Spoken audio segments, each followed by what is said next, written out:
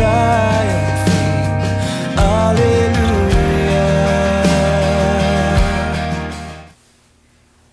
The Lord is risen. He is risen indeed. Happy Easter to everyone throughout the Diocese of Shreveport. What a wonderful day to celebrate. Our Lord has died but has risen from the dead.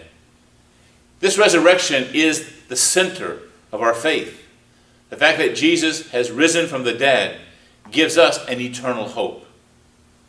You know, during our lives, we move from hope to hope every day. But they're always kind of short distance hopes. People get married and they hope that they will have a child.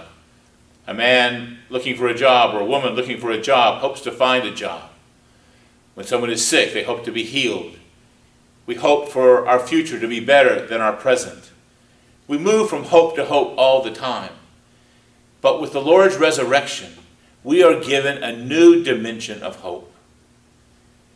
We are asked to buy into an eternal understanding of who we are. That our life is not just for this world, but our life is meant to be with God forever. It's easy for us to say the Lord has risen from the dead. We say it all the time. But we need to take time to really reflect on what it means that this Jesus who had died was risen.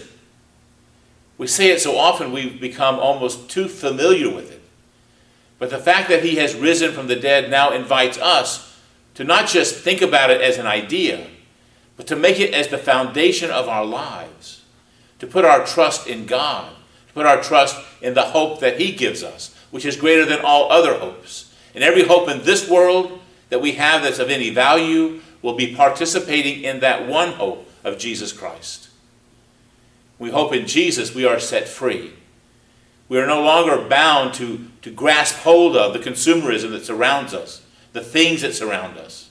But we are free to live a simpler life, realizing that we are on a journey towards the Lord. And it's best that we keep our bags light for the journey, building up treasure not here, but treasure for heaven.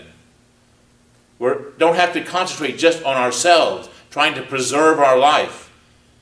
Sometimes we try to think only what's going to help us, because we're maybe even afraid to die, afraid to give up too much.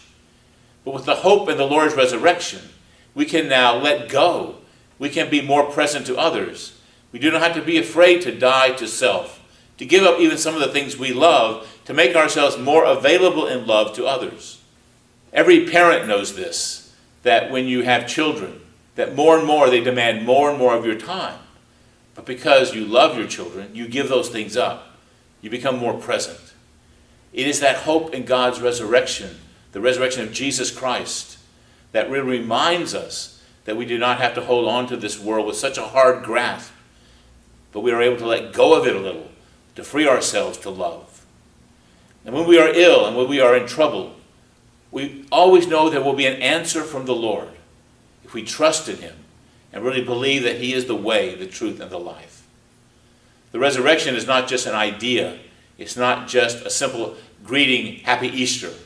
It is a proclamation of our heart. It is a proclamation of everything that grounds us in this world and in the grounding into the next world.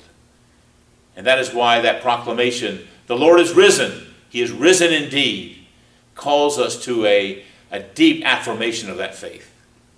I pray the Lord's resurrection will not just be an idea for you, but will be that foundational hope on which all other hope is based. It will free you from the binds and the slavery of sin of this world and free you to rise again with the freedom of the sons and daughters of God.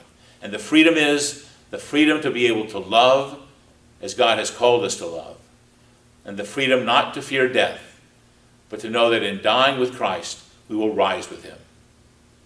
The Lord has risen. He is risen indeed.